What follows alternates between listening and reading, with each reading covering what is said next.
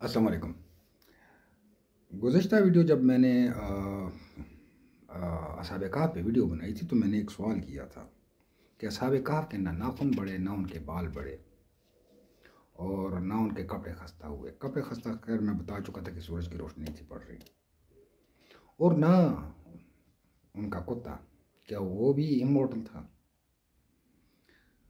तो मैंने दोस्तों से पूछा था कि इसका जवाब दें, लेकिन किसी दोस्त ने जवाब नहीं दिया। तो आज मैं ज़रा इसको बयान करता हूँ।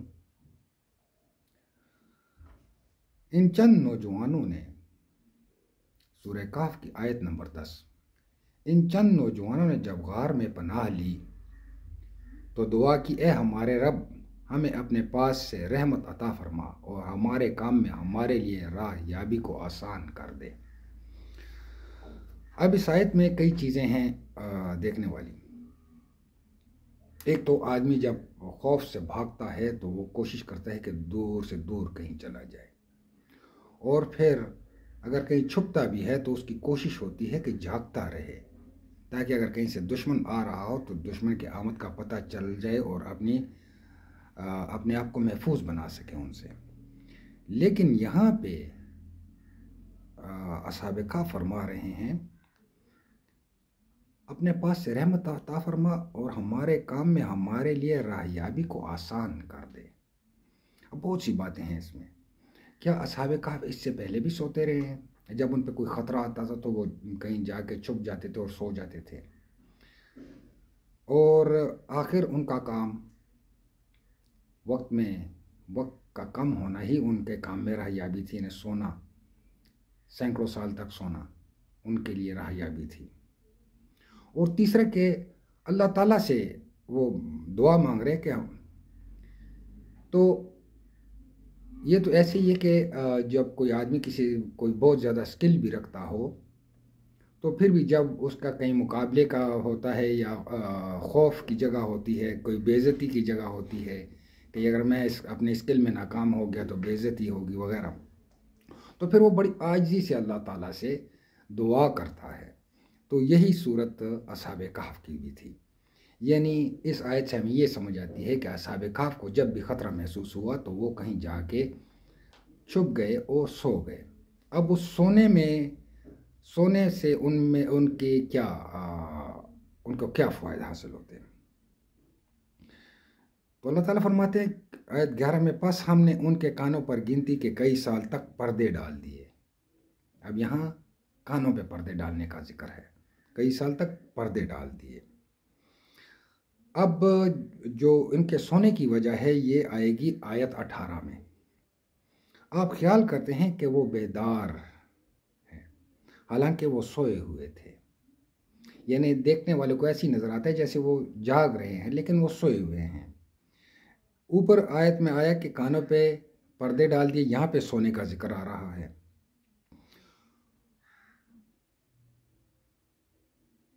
सो हम ही इन्हें दाएं बाएं करवट दिलाया करते थे।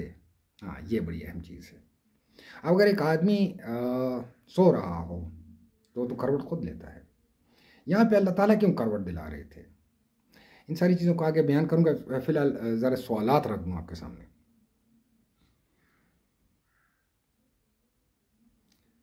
इनका कुत्ता भी चौखट पर हाथ फैलाए हुए था। अगर आप इन्हें झांक कर इन्हें देखना चाहते तो ज़रूर उल्टे पांव भाग खड़े होते और उनके रौब से आप पर दहशत छा जाती। अब ये मुखातिब कौन है? हजूर नबी करीम सल्लल्लाहु अलैहि वसल्लम। अगर आप झांक कर इन्हें देखना चाहते तो ज़रूर उल्टे पांव भाग खड़े होते और इनके रौब से आप पे दहशत छा जाती। अगर हजूर नबी करीम सल्लल्लाहु अलैहि वसल्लम पे दहशत छा जाती तो सोचें कि आम लोगों की क्या हालत होगी।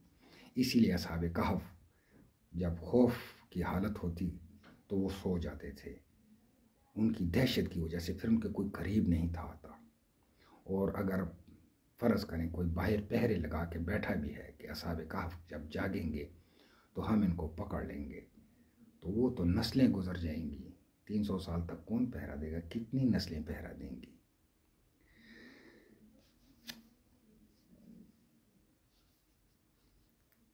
आयत 21। हमने इस तरह लोगों को इनके हाल से आगाह कर दिया कि वो जान लें कि अल्लाह का वादा बिल्कुल सच्चा है और क़यामत में कोई शक व शुबा नहीं। जबकि वो अपने अमर में आपस में इख्तिलाफात कर रहे थे, कहने लगे कि इनके गार पर एक इमारत बना लो, इनका रब ही इनके हाल का ज़्यादा आलिम है। जिन लोगों ने इनके पास बारे में गलबा पाया वो कहने लगे कि हम तो इनके पास मस्जिद बना लेंगे। अब यहाँ पे जो बात है वो ये है कि अगर इनकी गार पे जो कतबा लगा हुआ था वो भी लोगों ने लगाया था, ये खुद उसके मालिक नहीं थे। अगर वो ये रकीम था तो फिर ये मस्जिद या जो इमारत गार के बाहर बनाई जा रही थी तो इसको भी इनका मालिक करार दिया जाता। हालांकि रकीम कोई और चीज़ है, कोई लिखी हुई चीज़। अब मैं ज़रा इसको तफसीलन बयान करता हूँ। देखें,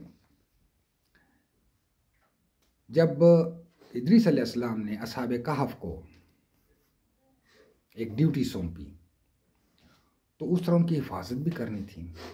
अब ये दो ग्रोह थे, एक नहीं था, तो कुत्ता एक क्यों है, दूसरा कुत्ता किधर है?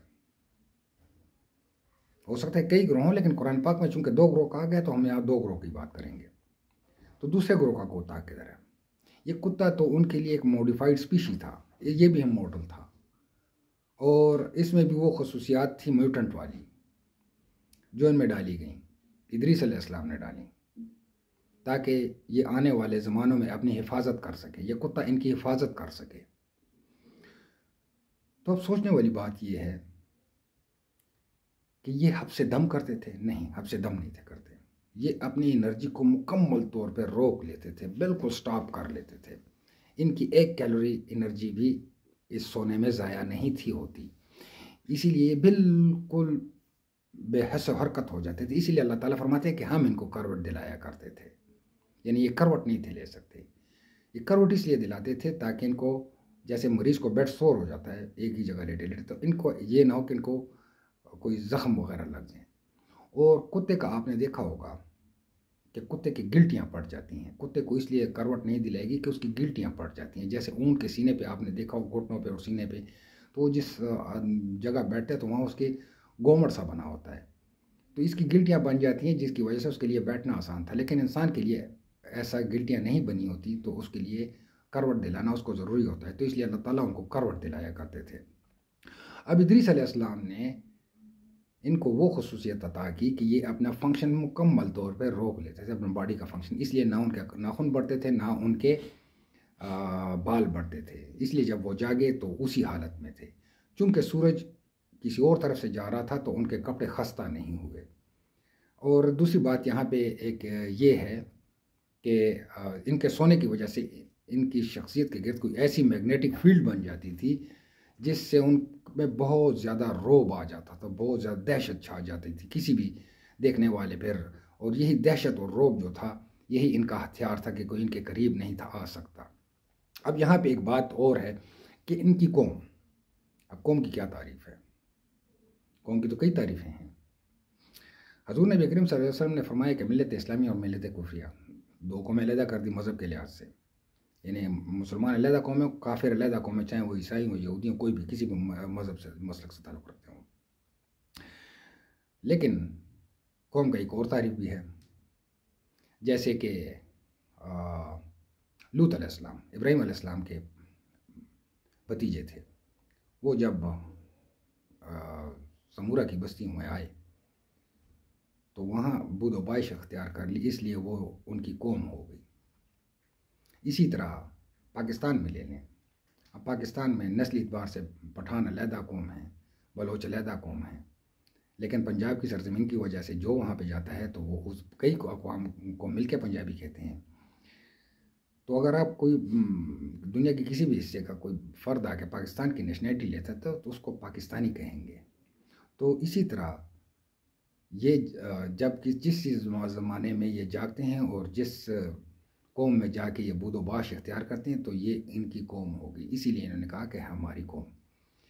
उम्मीद है आपको समझ आ गई होगी कि इदरीस अलैहिस्सलाम ने इनमें ख़ास खसूसियात पैदा कर दी थी कि ये अपने आप को जब सोएं तो अपनी एनर्जी को मुकम्मल तौर पर स्टॉप कर लें। अगर इनकी थोड़ी थोड़ी एनर्जी भी ज़ाया होती, थोड़ी थोड़ी भी, तो 300 साल में तो इन्होंने बिल्कुल ख़त्म हो जाना था।